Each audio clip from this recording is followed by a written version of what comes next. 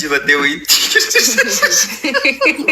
Yeroo san maal yeroo san no yeroo san Ani acabcaabii koo dhagayri acabcaabiidhani bakka nasrii aanulee teessoo irra taa'a mataa uffata abbaa gadaa kana uffatee fataa jedhee jechuudha taa'a gariin buna dhaabaa gariin ammoo acabcaabiidha bakka bartuu kan jedhu jechuudha beekte jajjabaadha miira keessa galeetan ijoollee oromootiin ija nu jabeessaa jabaadha yee Emije koto emoji kan emoji achi booda ajajuun durni turti tambara 2023 turtu taphadhaa isinuuf. Jajjal jersi isinu taphadhaa. Wallahi Abu Muaz jarumatu geemii erganiin taaptaabii qofa wallahi giiftii miti. Nam tokko filaaru tokko iyyuu ergina bakka sababni. Emoji kee dhufte laa leenci sadii akkasii kennita bakka emije galata. Laali umbusha.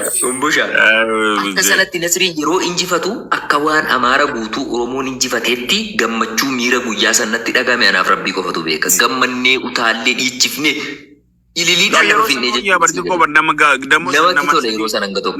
Hanga sana maallaqa isaa kanaan. Nama hunduun taphatu beekta namoota Instagram followers ga'uu fi Oromummaa.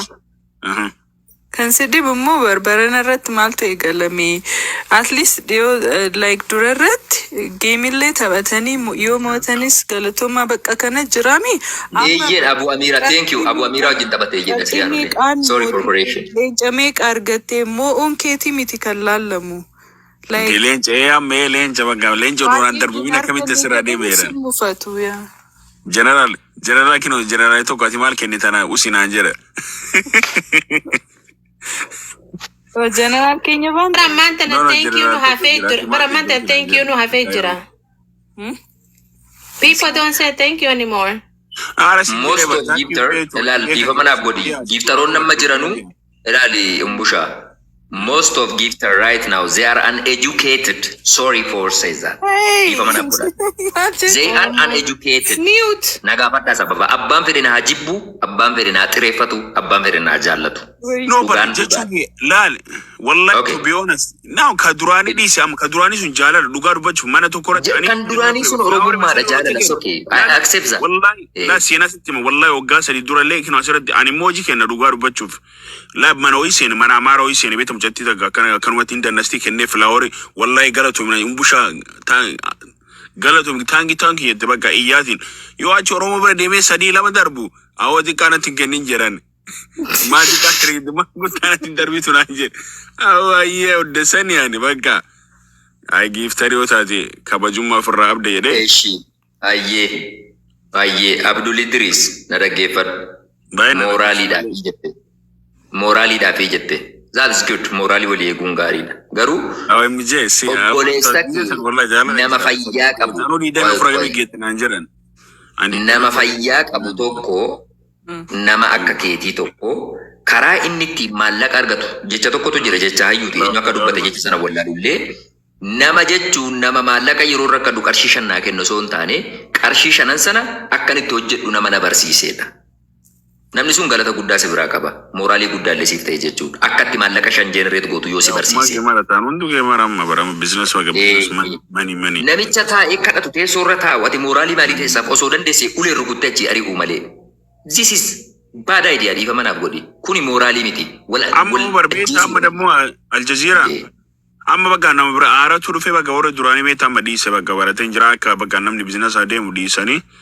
Yorba dan fedi manos. Wallahi Abu Muaz nada gefada. Abab dia nan best friend ki yama TikTok irratti friend ki ya. Kan gubates kan mas. Abda abbab itu kanatu guyyaa tokko dhufee na faarsee geemiin taphatu yeroo sana yeroo ni live galee nama 27 nama 20tu taa'ee daawwatan gastii koo keessa dhufee ijoollee giftara kana ijoollee geemara kana arrabsaa beettee kadhattoota jedha beettee mana koo dhufee Al Jazeera baay'ee tokko si jaalladha naan jedhe wanti natti toltuu fi geemiin taphattu akka ijoollee kana na maallaqa waa minaa kennaa hin jettu sanaaf natti tolta naan jedhee dhufee na jajjabeessee hamilee natti horee anuyyuu akkuma kana dhugaadha attamitti ilma dhiiraa ta'a maallaqa ilma namaa kadhadha jedhee itti dubbadhe nam tokko isa daawwatu Oi ilaale gaafa torban gahu mucaan shiir jedhee maraattu andeenyaa tokkosii fakkaatee Marumayyuu inni kan ijoolleen jarri kan akti gooturra adda godhee meeshaalee badhee akkas waan ta'eef saalii keessa huccuu keessaan akkana goggodhaa gad dhufe. Mucaan ergasii nama 27 nama 30 daawwatamu yoo namni 50 mana isaa seene it is huge.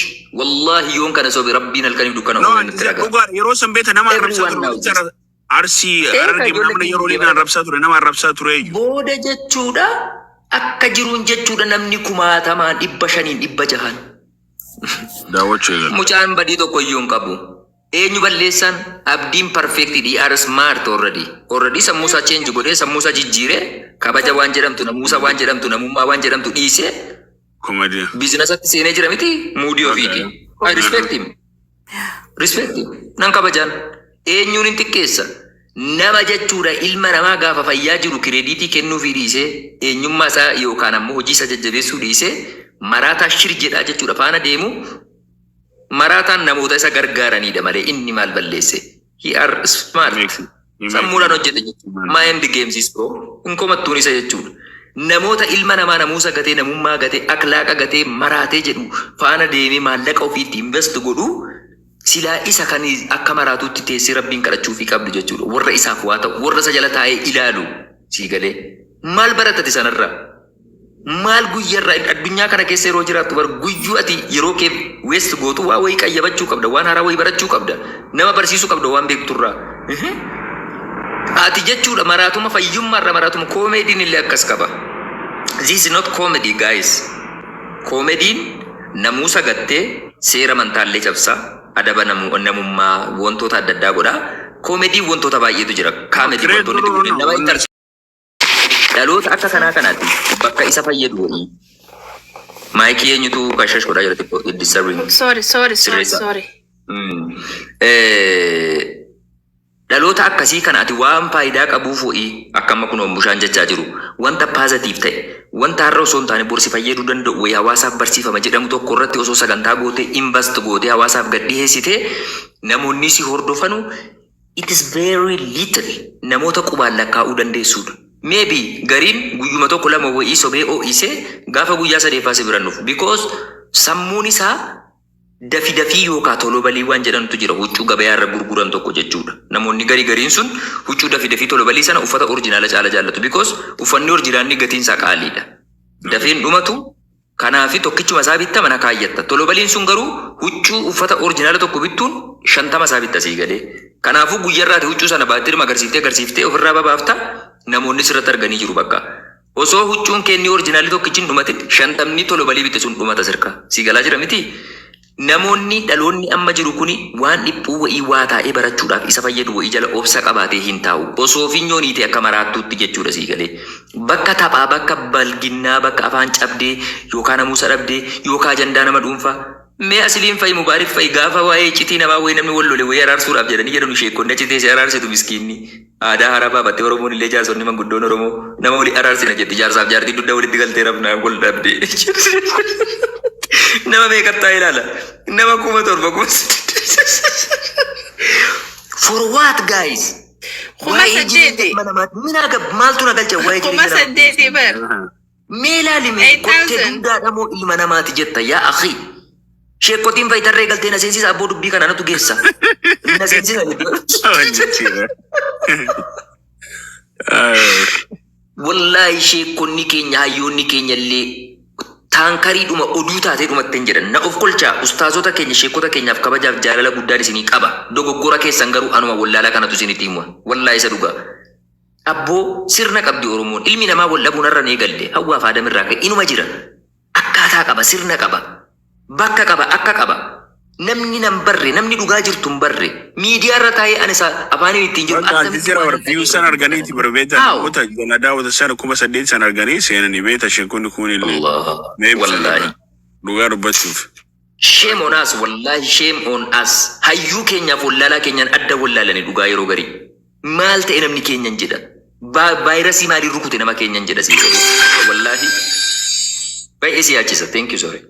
Innaa hanga danda'ameen jechuudha beektee namni yoo wal dhabee jedhe karaa keessaatiin deemee wal raarsuun osoo danda'u. Meeqa laali gaafa iccitii namaa ta'u 8,000 taa'e osoo waan guddaa barnoota hawaasa keenyaaf fayyadu wa'ii irratti fala keenya osoo jedhamee ni rabbiin sittaa mul'isu osoo jedhamee eenyudha mee inni 8,000 kuma tokkoon taa'ee daawwatu? No one. Ajandaa piraayiveetii nama dhuunfaatiif 8,000 kuma 7 ta'e hirriba isaa dhabe jedhee taa'ee dhaggeeffata. Maal isaa godha waa'een jireenya namaa?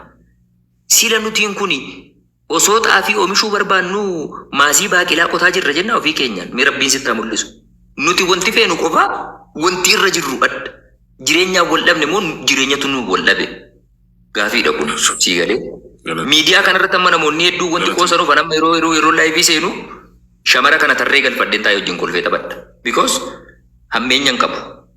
Jecha hamaa afaanii nan bahu. Nan kolfa, nan taphachiisa, relax godhee miidiyaa kana. It is part of entertainment for me. Namni gariin yoo tarii dhaqee mana dhugaatiitti dhaqee dhugee sakkara yoo ta'e, isa bashannansiisa yoo ta'e, mana shishaa dhaqee bashannan yoo ta'e, ani immoo yeroo boqonnaa kooti shamara kana tarree galchuu wajjin kolfee yoon taphadhee bashannanii rafee jedhe baasii osoo hin baasiin bilisaan entertain of godhaan jira jechuudha sammuu koo kana yeroodhaaf. Kanaafuu miidiyaa kanatti immoo osoo wanti barnoota qabu keessattuu akka ammati kaaftee jettee bushaan jechuudha. Akka amma dhimma wantoota sagantaan akkasii godhamee Nasruu Baabbilee kana qopheessee jettu kana jechuudha. Waan hawaasa keenyaaf fayyadu, waan dhaloota kana fayyadu. Fakkeenyaaf bushaan biyya Ameerikaa jirta yoo ta'e, namni biyya Ameerikaa jalqabarraa ka'ee biyyaa ka'ee dhaqu tokko akkamitti maallaqa argachuu danda'a? Akkamitti hojii biyya sanaa hojjechuu danda'a? Dubarraa bakka onna jireenya biyyaan baa kanallee fi Itoophiyaallee namoonni yoo achillee fuuteellee dhuftu jiraame kan haaluma jireenya bakka Oromoo irratti hundaa'ee akkasirraa eegalle guyyaa 3 yaachi nubu yaachi kootu aljijjiiratillee yaadarra kennadhuutin jiraame. Nan gambada dhugaa rabbii yoo narguu baadillee sheerii natti godhe. Opinion bakkee jechuudha malee maa kana taate kana ta'urumaa wal jiyaadu opinion ilma namaa keetuma jechuudha jiraame opinion ilma keetuma yaadu. Inshallah. Qabdu jechuudha yeroo san irratti malee. Inshallah. Kana deebistee kan jedhu hin jiru jechuudha. Akkasii bushaa keenya mi'a dhugaa hedduu galatoomaa hedduu osoon yaadinni wal arginee waanuma xiqqoo hawaasa keenyaafis hin fayyadde taatu kaa dhuunfaa keenyaanis ta'u mari'annee hedduu galatoomaa nagaatti naa bula. Galatoomii Aljazeera. Okay.